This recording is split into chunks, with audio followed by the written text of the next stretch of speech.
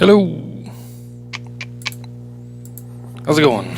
We're on day 3 of sequences in series, and we still haven't really gotten into the meat of it. There's just so much definition and stuff to get through.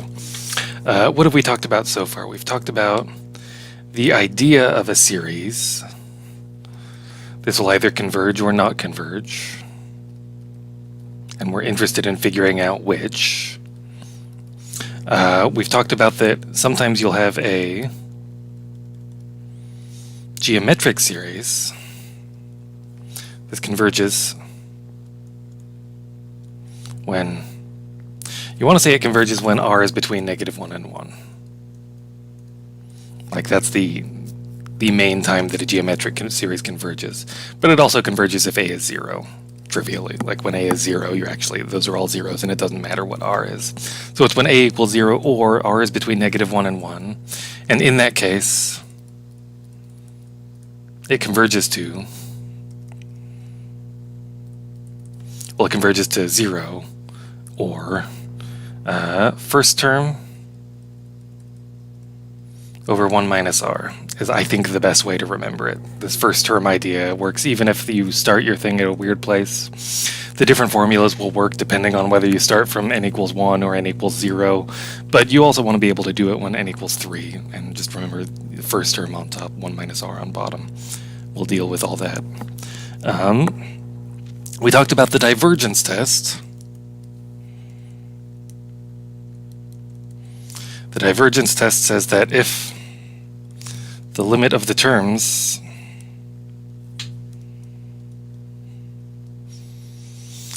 is non-zero, either because it diverges or it goes to a limit that's not 0, then the sum of the terms can't converge.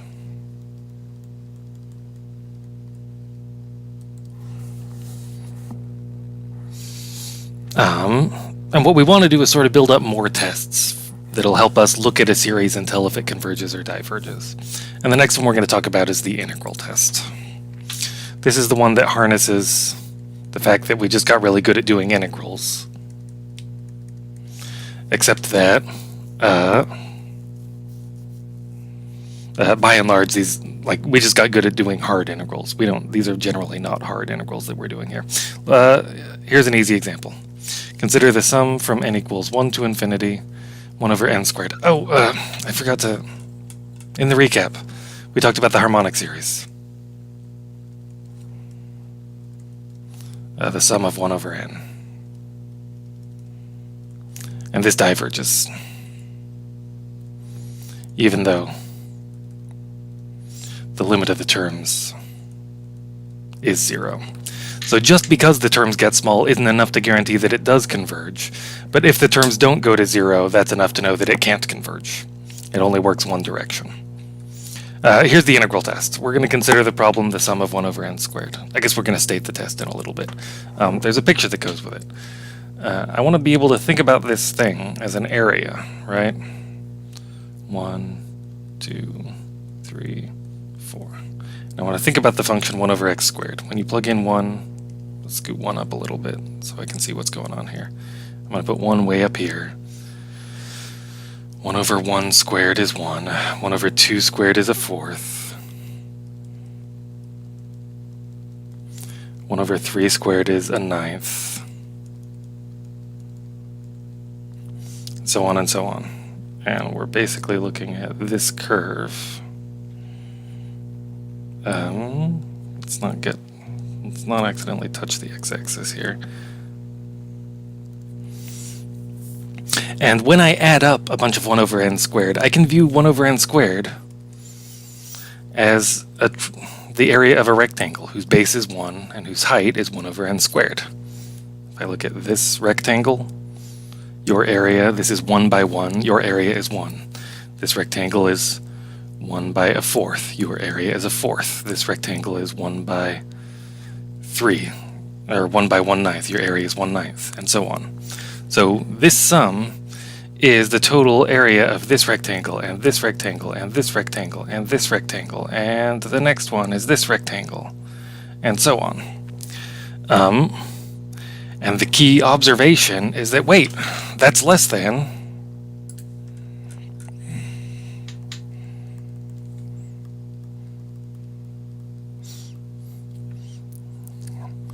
I guess that first rectangle, what I want to do is say it's less than the area under the curve. If I just say the area under the curve, though, that'll include this part up here, which is an improper integral, might be infinite, might be finite, but whether that's finite or infinite doesn't really affect the series. The series doesn't care about the possibility of going up to infinity here. The thing the series cares about is this area infinite out there on the right? That is also an improper integral. And it might be finite and it might be infinite, but if it is finite, it looks like this sum is less than that first rectangle is 1 plus the integral from 1 to infinity, 1 over x squared. Right? Is this true? This is true, but like we're sort of jumping to the end. We're jumping to when we do all of them. The thing that we can say is definitely true, or I'm skipping steps when I write this step. The fact that it's true at infinity is because it's true in the pieces. The thing that I can, like this inequality that has a dot dot dot on it is not well-founded. The well-founded version is that the sum from k equals 1 to n of 1 over n squared. So if I cut it off at n, of 1 over, not n squared, I gotta make it 1 over k squared if I'm using n as my ending term.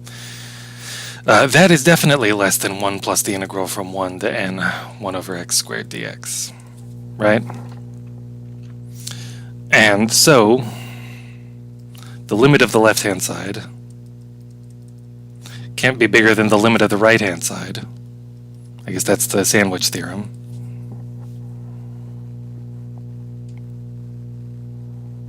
And if the limit of the right-hand side is finite, the name for the limit of the right-hand side is the integral from 1 to infinity.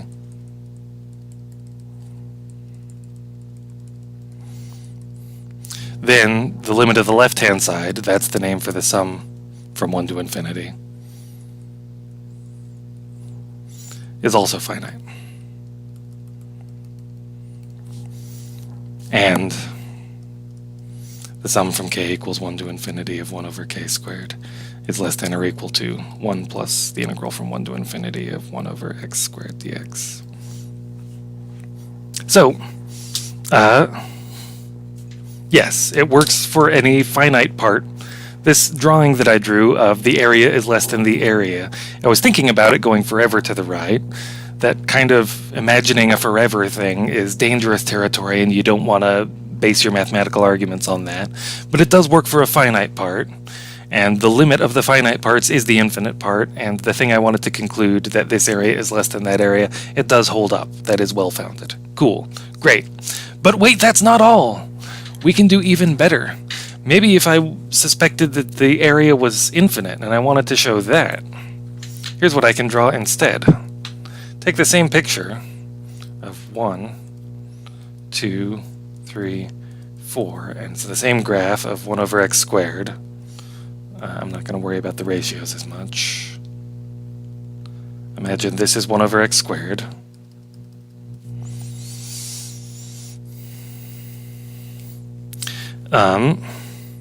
But instead of drawing a rectangle here, I'm going to scoot that rectangle over and draw it over here. And I'll draw the next one over here. And I'll draw the next one over here. Not only can I draw this picture so that the boxes are under the curve, if I scoot the picture over, I can redraw it so that the boxes are over the curve. So this one, for the same reasons, I'm going to jump to the conclusion part. The sum from k equals 1 to infinity, 1 over k squared, is bigger than the integral from 1 to infinity, 1 over x squared. Which means if this integral was infinite, that means this is bigger than infinity must also be infinite. I guess I should put an or equal to account for that infinity case. The sentence doesn't really make sense when the thing equals infinity, but it means the thing you think it should. That if the integral diverges to plus infinity, then the series also diverges to plus infinity. So not only are we getting that if the integral converges, then the sum converges, we're also getting that if the integral diverges, then the sum diverges. It works both ways. This is great. The divergence test only gave us one way, and that's a pain. This one goes both ways, and is great because of that. Does this integral diverge, or does it converge? Let's do that integral. The integral from 1 to infinity, 1 over x squared. I guess if this is exam 1, I'm supposed to rewrite that as a limit. We're past exam 1, so I'm going to start doing it in the sloppy way, where I just say, well, we'll just plug in infinity. What's the integral of 1 over x squared? It's negative 1 over x. I'm going to evaluate that from 1 to infinity. When I say evaluate it at infinity, what I really mean is take a limit as it goes to infinity.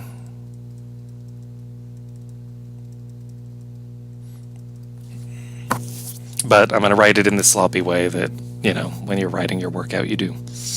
I get negative 1 over infinity minus negative 1 over 0. This limit is 0. Not negative 1 over 0, negative 1 over 1. I get that the integral is finite.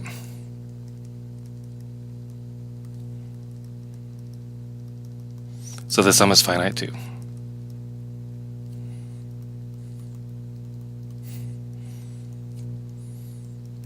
We're going to conclude that the sum from k equals 1 to infinity of 1 over k squared converges by what we're going to call the integral test. We haven't stated the integral test. We'll go back and stare at our picture and see what the requirements were in a second.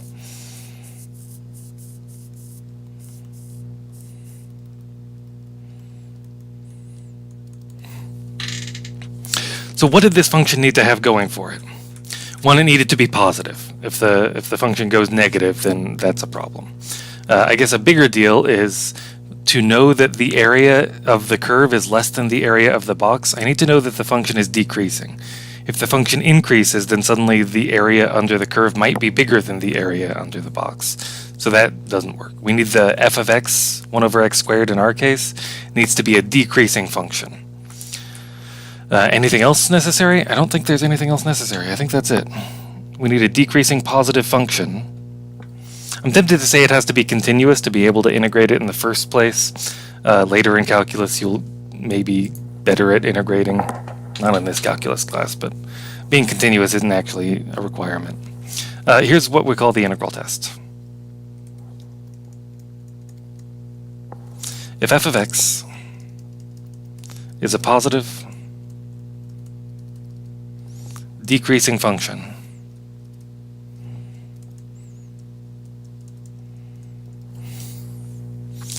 and if f of n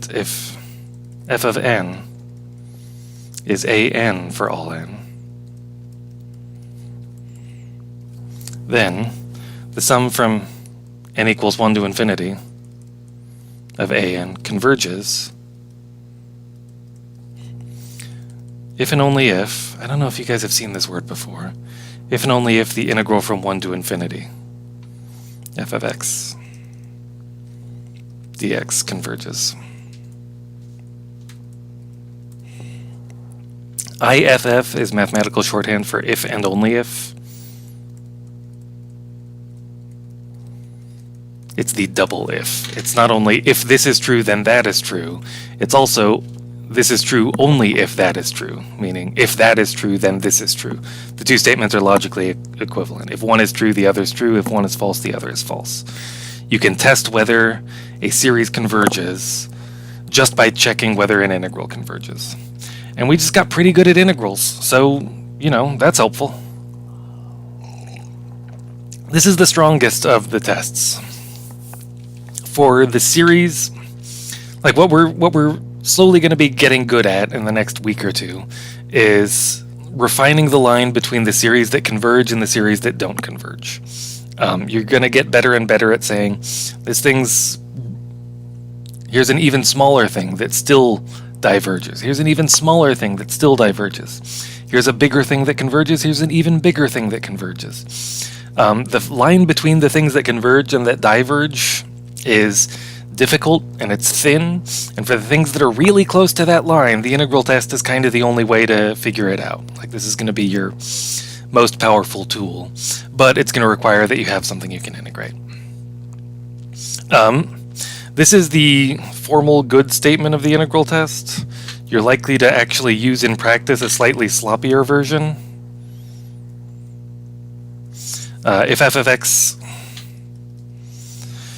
is eventually positive and decreasing,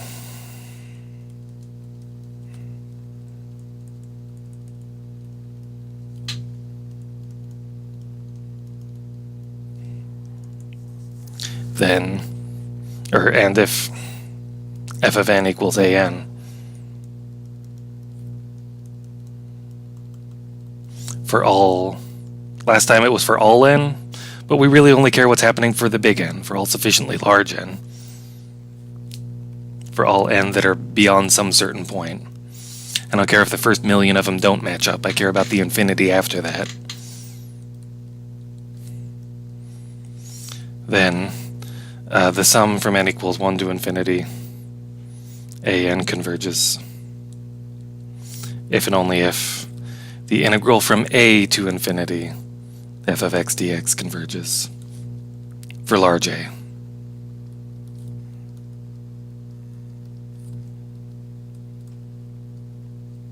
For large capital A. The part that we really care about is the part at infinity. There's lots of examples of maybe the integral doesn't converge because at 2.5, maybe the function goes to infinity, in which case we've also got the problem that the function wasn't actually decreasing the whole time, but at 2 and at 3 and at 4,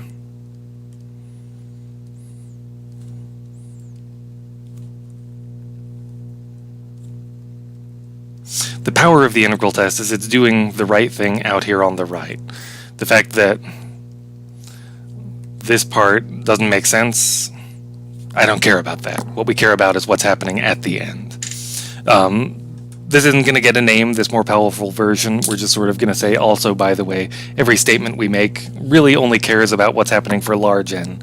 So if the conditions hold for large n, that's good enough for everything. But if your function isn't always positive and decreasing, if it's only eventually positive and decreasing, you want to make sure you're phrasing it that way in your conditions. Don't say something is always positive when it's not. Don't say something's always decreasing when it's not. The key thing is you using your words to correctly get at what's going on. Let's try an example where we actually use the integral tests now that we've stated it.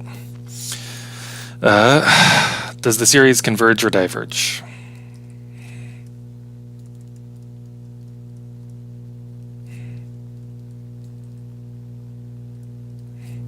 Let's talk about the sum from n equals 1 to infinity, 1 over n squared plus 1. This is very close to 1 over n squared.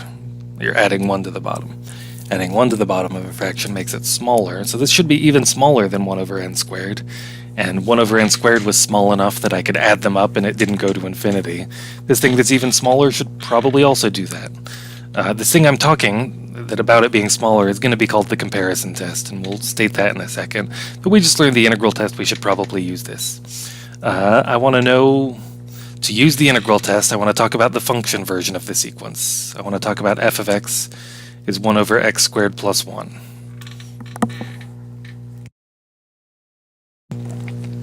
What do I need to know is true for that? So in my writing, I should say let f of x be 1 over x squared plus 1. We are inventing that function. Then, is the function positive? Yes, it's obviously positive. I don't need to convince someone that it's positive.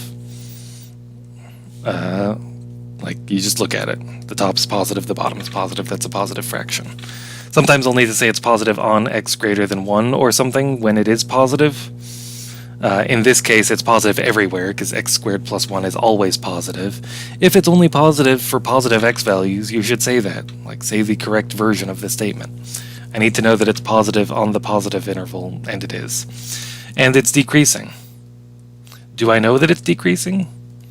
Is that obvious? The bottom, x squared plus 1, is increasing. The reciprocal of an increasing function is decreasing. That's true. That seems like a lot of words. It's probably shorter to just note that f prime of x, what's the derivative of that function? That's x squared plus 1 to the negative 1. The derivative of that is negative x squared plus 1 to the negative 2 times 2x is negative on x greater than 0. So this thing is decreasing when x is positive.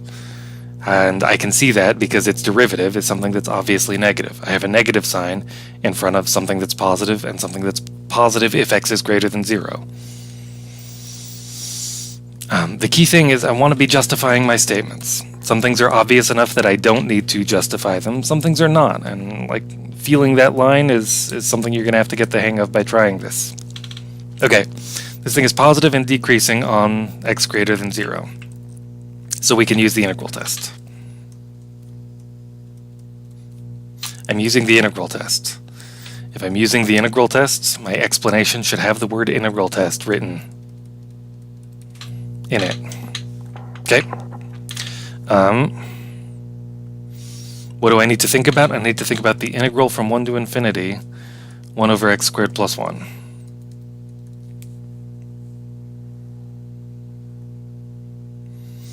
This is the limit as b goes to infinity of the integral from 1 to b, 1 over x squared plus 1. What's the integral of 1 over x squared plus 1? Probably when I was deciding the integral test, I should have checked, can I integrate that easy? And I can, because it's tangent inverse.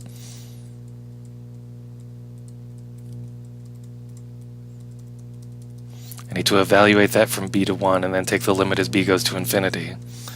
This is the limit as b goes to infinity. Tangent inverse b minus tangent inverse 1.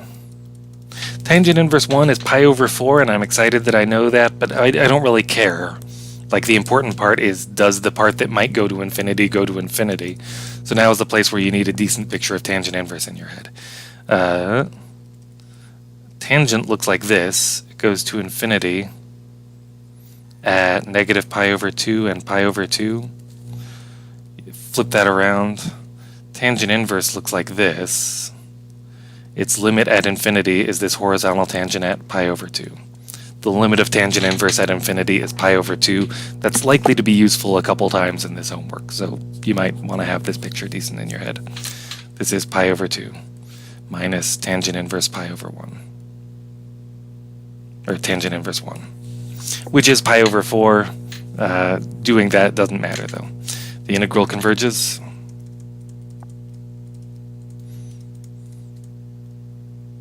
So the series converges as well.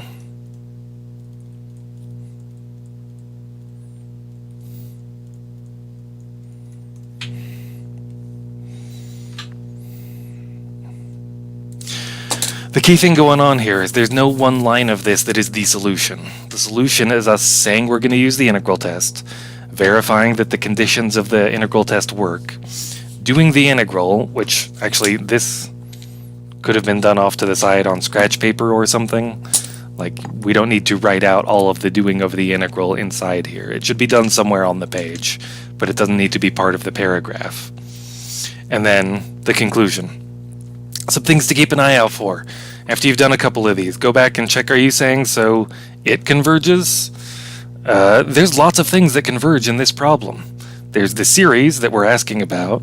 The series converges when the sequence of its partial sums converges. There's implicitly a sequence in here that we're talking about. There's an integral that we're talking about that converges.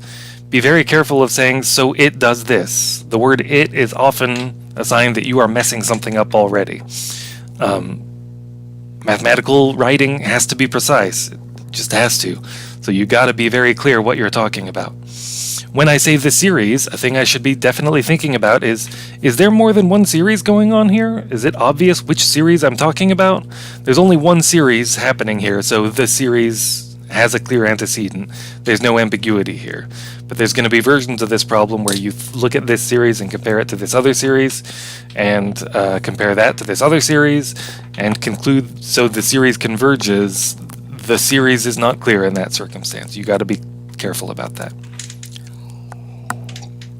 Here's an example of us using the integral test. Notice how I'm making complete sentences that start with capital letters and end with periods. Notice that this whole mess because I incorporated into the paragraph, it needs to be part of a sentence that should start with a capital letter and end with a period. I ended it with a period, good. I didn't start it with a capital letter. I should probably have said something like so at the start to make this part of a sentence. You put the so or the therefore or the thus before your line of math gunk so that it's part of a sentence. Like, I can't make a capital integral symbol. There's no way to make this start with a capital letter. So it's bad form to start any sentence with mathematical notation when you're writing math. You always put something before that. The integral converges, so the series converges as well, yeah.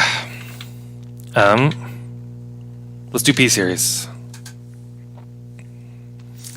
We did 1 over squared x squared. Just a second ago we said 1 over n squared converges. This is going to be an example of what we call a p-series. We want to consider the sum from n equals 1 to infinity, 1 over n to the p. These things show up often enough. We want them to be... we want this to be something we can look at and know whether it converges right away. Like, we want the most basic... Hang on, let me text a student back.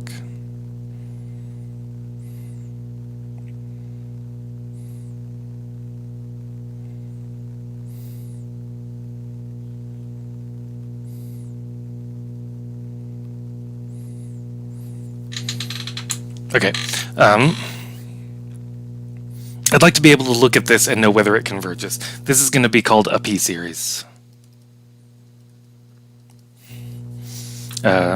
We might call 1 over n squared a p-series with p equals 2.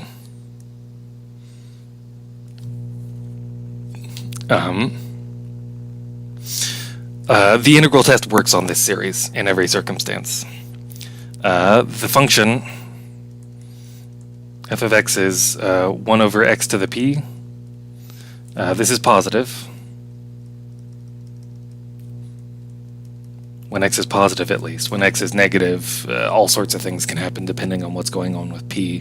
The cube root of a negative will be negative. The square root of a negative will be undefined. The 2/3 root is like weird things that can happen, but we don't care about those if the base is positive and exponent is always positive. Is it decreasing? What's the derivative of that function? This function is x to the negative p, so the derivative of it is negative p x to the minus p minus 1. Right, so this is still a positive number to some power. So this part is positive. Right now I'm not in good paragraph writing mode. I'm in trying to explain things to students mode. So like this sloppy writing words underneath things with arrows would not hold muster in this box where I'm trying to write things good and clearly. Negative p is definitely negative. I guess negative if p is positive, right? I'm assuming p is positive when I say this is negative. So yeah, so the integral test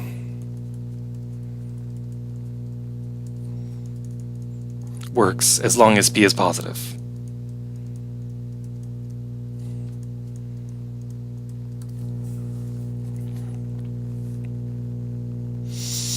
Because my derivative is negative, so my function is decreasing. I'm allowed to use, it's positive and it's decreasing, I can use the integral test. Let's consider the integral from 1 to infinity of 1 over x to the p. This is going to be the limit. Oh, I forgot the dx. Did I forget the dx is everywhere up here? I always do this where I start forgetting the dx's once I get past the integral chapter. The integral of x to the negative p at infinity. This is the limit as b goes to infinity of the integral from 1 to b, x to the negative p dx. I'll rewrite it as x to the negative p's to get ready to use the power rule. This is the limit as b goes to infinity of, I can do that integral. I need to add 1 to the exponent. I get x to the 1 minus p. Divide by that new exponent, 1 minus p. 1 over 1 minus p out there. Now evaluate that from 1 to b. This will be The limit is b goes to infinity. Oh, I guess when I divided by this, I said if p is not 1. When you catch yourself, keep an eye out for places where you might be dividing by 0. A place where you might be dividing by 0 is usually indicating, or at least here it's indicating, there's one p-value for which this line doesn't work. I should be aware of that. This thing I just said, where p is not -1, would be undefined if p equals 1. Why does it not work when p equals 1? That's right, the power rule doesn't work to integrate 1 over x. The power rule breaks there because you try to divide by 0. You do that with natural log instead. We'll have to come back and think about what happens when p equals 1. We got the limit as b goes to infinity of 1 over 1 minus p. I'm going to assume p is positive, so this is finite. Plug in b, I get b to the 1 minus p minus 1 over 1 minus p, 1 to the 1 minus p. This is finite. This is 1 over 1 minus p. That's not the part that might go to infinity. I care about what happens to this when b goes to infinity. This is 1 over 1 minus p. B to the 1 over b to the p.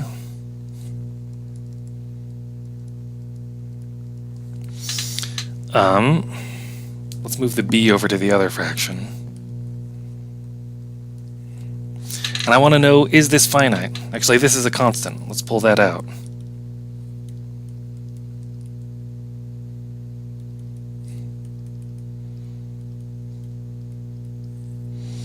This is all minus 1 over 1 minus p, also still there. I need the limit of 1 over b to the p.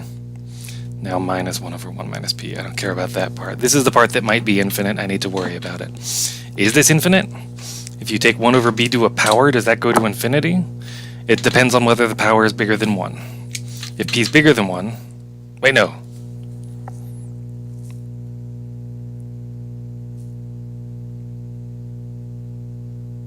Oh, damn it.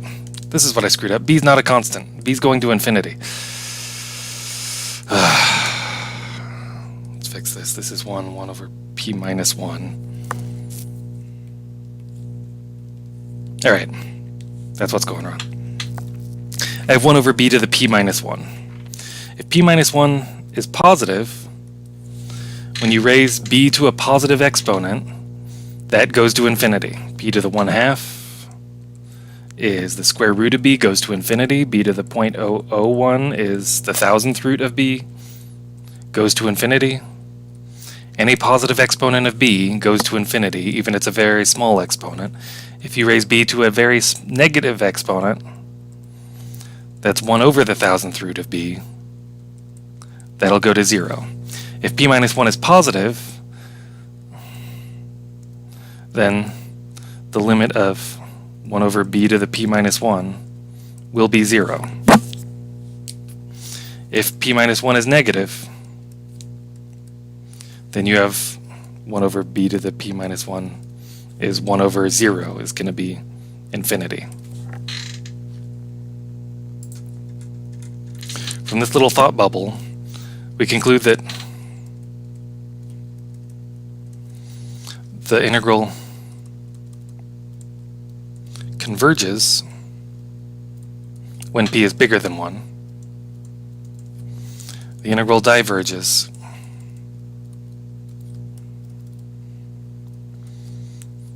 when p is less than 1 and positive. It also diverges when p is negative. You can use the divergence test on that. I guess let's take a second and clear up some of those end cases. I know what's happening if p is bigger than 1. Let's think about the line of p possibilities. I know what's happening in this open interval. It diverges. I know what's happening in this open interval. It converges. We haven't examined what happens at 1 or what happens at 0 or what happens left of 0. Let's think about those individually a second.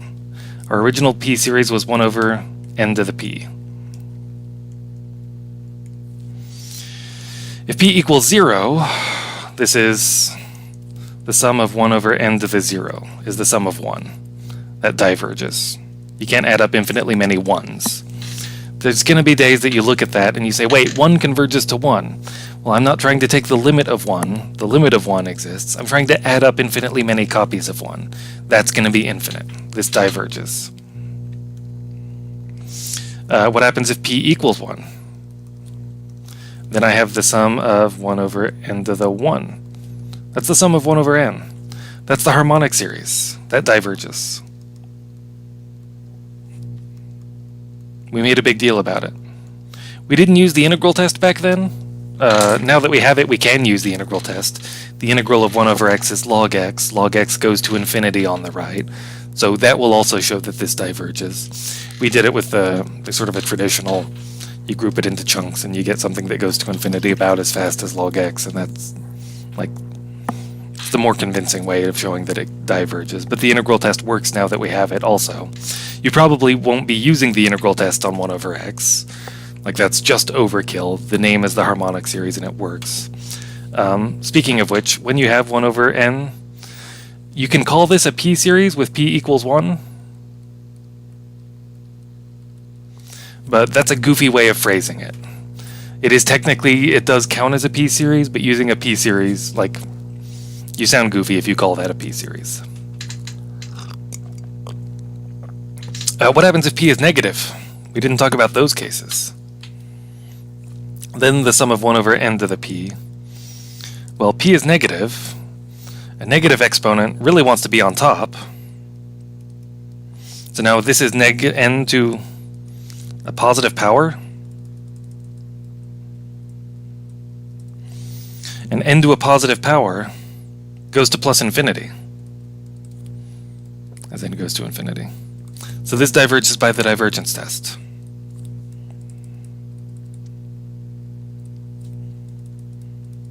This one also works by the divergence test. I didn't invoke the name back then. I was saying you're adding up too many ones. Well, the limit of 1 is not 0, so the divergence test says the series diverges. Same deal here. Okay, we cleaned up all the little edge cases. We know when every p-series converges. Let's conclude. The p-series, this is the part we'll put in a box. And you don't need to... This fact that it's in a box is something you can use without trying to justify it when you're writing your paragraphs. The p-series, sum 1 over n to the p, converges when p is bigger than 1 and diverges otherwise when p is less than or equal to 1.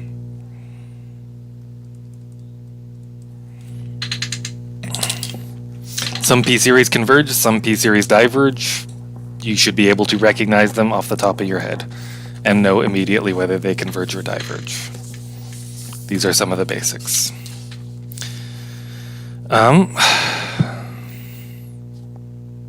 So this is a basic fact. All right. We're going to talk about something more complicated now. We're going to talk about the integral test inequality. By and large, we don't care to work out what the series add up to when we work them out, but the integral test is so powerful, it gives us some pretty good estimates for what a series adds up to when it does converge.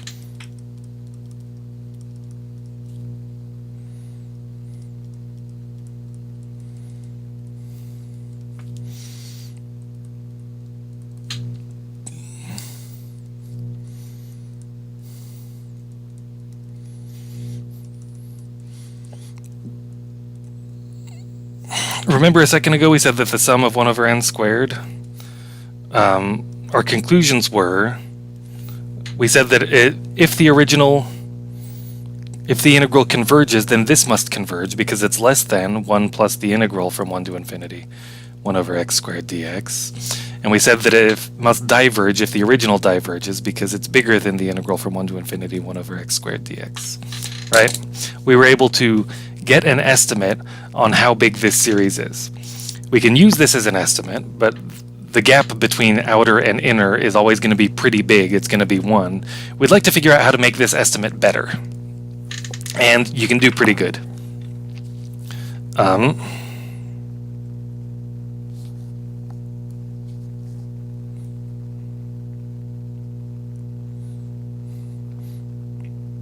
And I'm just going to state the statement, and then afterwards I'll draw the picture that justifies it. Is this right? Give me 1 second. I've messed this up in a bunch of classes, and I don't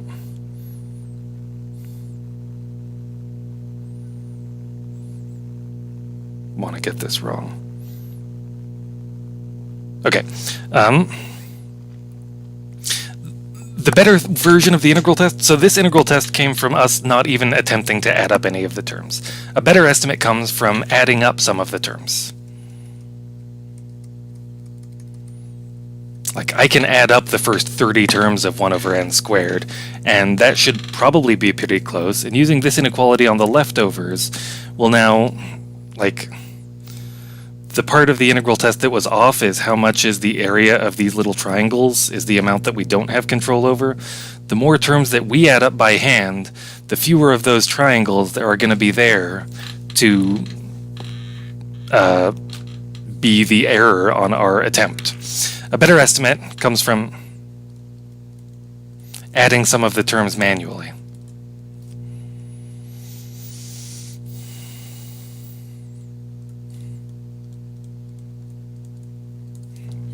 And, yeah, let's try this.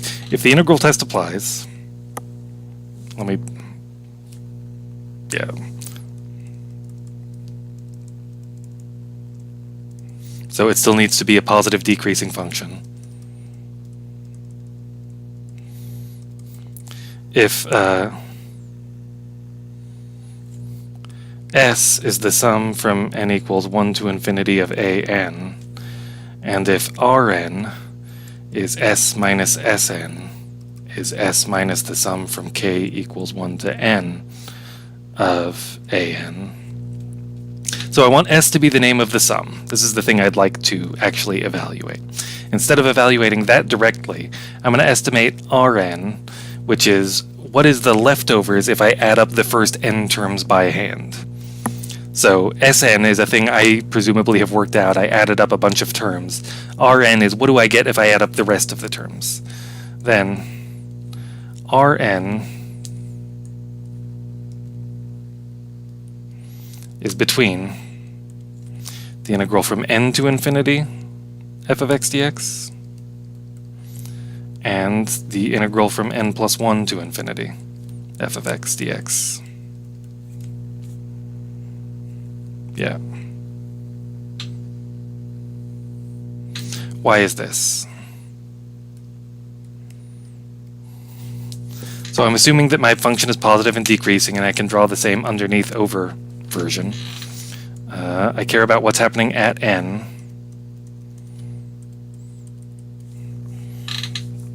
I have my function f of x. It's decreasing and positive. The sum of the first n terms has already been done. So I care about what's the sum from the n plus 1th term. Rn is a n plus 1 plus a n plus 2 plus, it's the terms after the first n. I can draw that as this box, plus this box, plus this box. And that's less than the integral from n to infinity. Like, look, this picture justifies this. If I draw the boxes on the other side,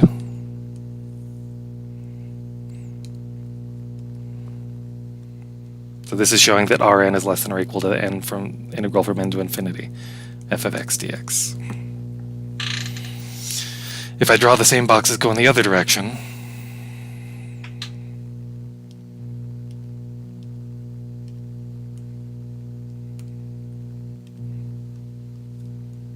do we get the other half of the inequality? Yes, I do.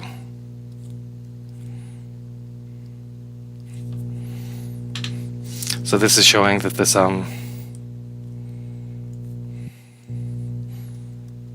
is bigger than the integral from n plus 1 to infinity. And we don't care about what's happening here. So this picture justifies it pretty easily. It's the exact same type of picture we did before. It's probably worth saying very specifically what is it that are requirements. I said if the integral test applies. I don't actually need the function to be decreasing everywhere. I don't need to be positive everywhere. The specifics that I need, and it's worth writing these down, if f of x is positive and decreasing,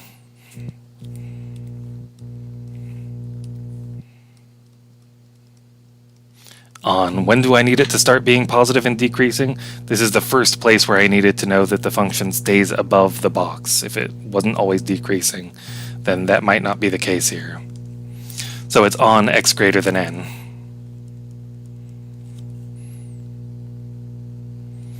Is the specific requirement we need for this inequality to work. And this inequality gives us some pretty remarkable estimates on series. So let's try this out.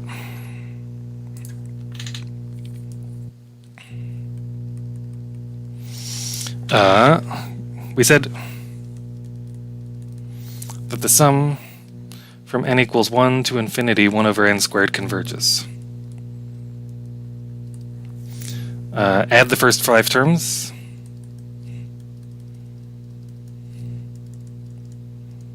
And use the inequality.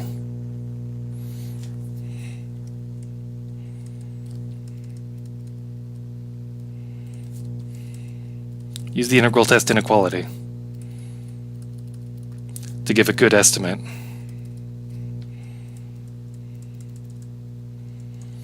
of the sum from n equals 1 to infinity, 1 over n squared. The key thing to observe is our estimate is not going to be what the sum of the first 5 terms are. The integral test inequality gives something way better. The integral test inequality says, how big is it if you add up all of the rest of the 5 terms? We're going to get an exact value for the sum of the first 5 terms, and the integral test inequality is going to say about how big are the rest of the terms. The rest of the terms are not going to be small. They're going to have some pretty big estimate. If I only used this part, I would say that we're off by at most this much, but by using both parts, I can say we're off by an amount that I can tell you what it is, and I'll add that amount on and tell you what the sum is. I think this is the easiest way to remember the integral test inequality. Let's go. What do I get when I add the first 5 terms? That's S5. I should make my S and my 5 look not exactly the same. S sub 5 looks like this. It's 1 over 1 squared plus 1 over 2 squared plus 1 over 3 squared plus 1 over 4 squared plus 1 over 5 squared. What's the common denominator here? 5, 4, 3, is it 60? Yeah, that's a common denominator of 60. That's 60 over 60. 1/4 is 15 over 60. 1/9, it's not 160. It's 3 times 60 is 180. Oh, that's a 25 too. I need another. What's 25 times 9 times 16? Maybe I'm just going to pull out my calculator. I know you don't have a calculator on the exam.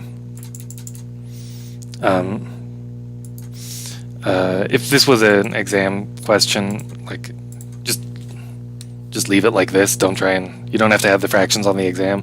I'm going to add the fractions because I want to get an impressive answer at the end. Plus 1/9, plus 1/16, plus 1 over 25.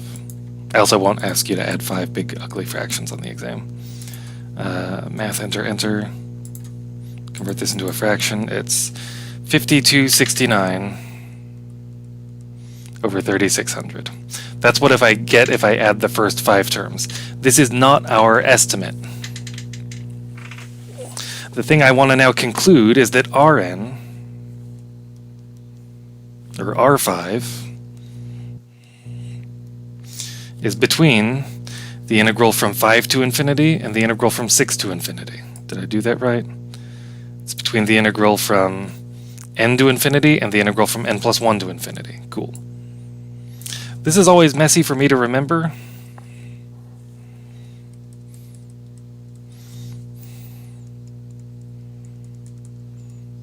Like, it feels weird that the 6 is the smaller estimate because 6 is the bigger number. But you think about it for a second and say, well, if I'm integrating from 6 to infinity versus if I'm integrating from 5 to infinity, the one from 5 to infinity has more area, so yeah, that's the bigger one. Cool, this makes sense. I can do this integral. The integral of 1 over x squared is negative 1 over x.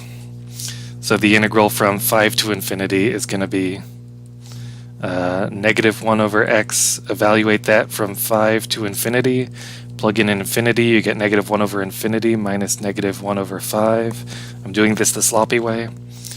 This is going to be negative 1 over infinity minus negative 1 over 6. I'm getting that R5 is between 1/6 and 1/5. That's a gap of size 1/30th. So the sum from n equals 1 to infinity of 1 over n squared is, it's S5 plus R5. It's add up the first 5 terms, add up the rest of the terms. We have an exact value for what you get when you add up the first 5 terms, because I can do that. The integral test inequality gives me a good estimate on the rest of them.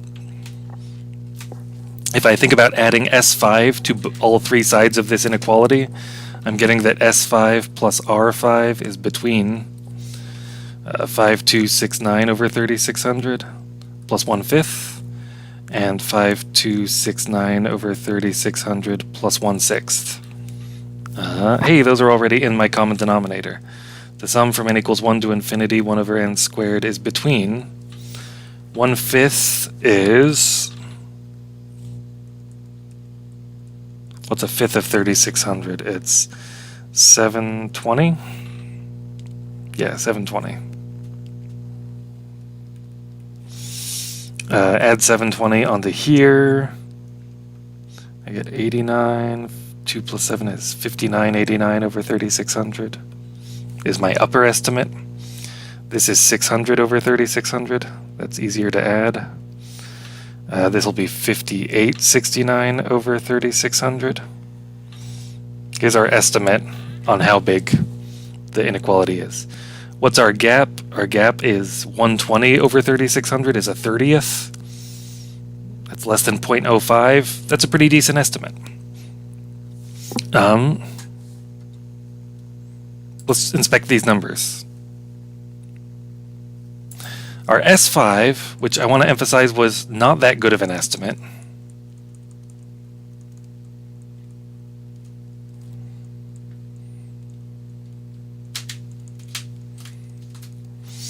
was, I guess I just added it up, 1.4636.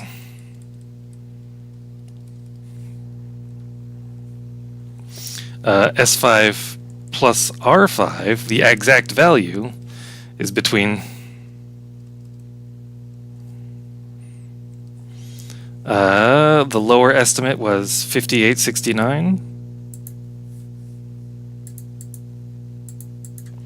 divided by 3600, 1.63027.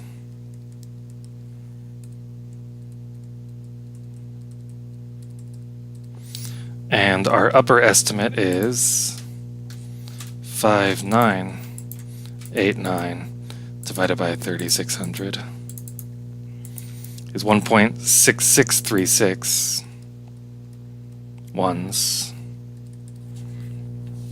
So, notice this S5 was not a good estimate. Adding up just the first 5 terms by itself isn't that great. Using the upper and lower bound on the rest of it gives us a much, much sharper estimate. Here we're accurate out to 2 decimal places, and we know the third digit is somewhere between 3 and 6. Here we didn't even have the first decimal place right? That's the thing to keep in mind, that when you use the integral test, you're not estimating the series by the partial sum. It is the limit of the partial sums. They will eventually get closer than this, but you can get a much better estimate from the integral test if you use both the upper and the lower inequality. Hey, by the way, I'm going to stop lecturing soon, but I want to point out some stuff. The sum of 1 over n squared, mathematicians know what this is. It turns out to be pi squared over 6. If we did this right, that should be in this interval. Dear calculator, what is pi squared over 6. It is 1.6449. Yes, it is in that interval. We were off by 1 in the last digit. So yeah, we know the sum of 1 over n squared, and it was in the interval, and that estimate was good as like we thought it was. Speaking of which, what is the sum of 1 over n cubed? Anyone want to guess? Your guess is as good as mine. Mathematicians don't know what number this is. When I say we don't know what number this is, that's what does that mean? We can give you 100 digits of accuracy on it, just like we can give you 100 digits of accuracy on pi squared over 6. We just don't have a closed form expression for it. Maybe there isn't one. We don't actually know if it's a rational or an irrational number, or we didn't when I was in grad school. This is not a branch of math that I keep on top of, so maybe there's been progress since then. But this last I knew, this is an unknown number. We don't even know if it's rational. This might be a fraction for all we know. Everyone would be shocked if it was. We're pretty sure it's not. But yeah, that's the integral test. Let me talk about the homework. I don't think I've given you a whole lot of homework problems you're able to do. Do I still have the homework up? Let's see. Yeah, we still don't worry about 89 through 110 yet. I should probably reorder these homework problems.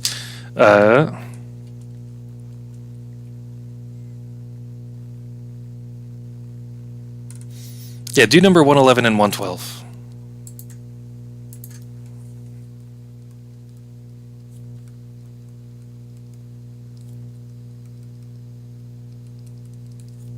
Also, look at problems.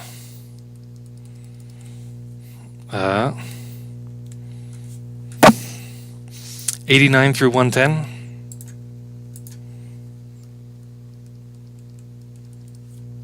Could you use the integral test on those?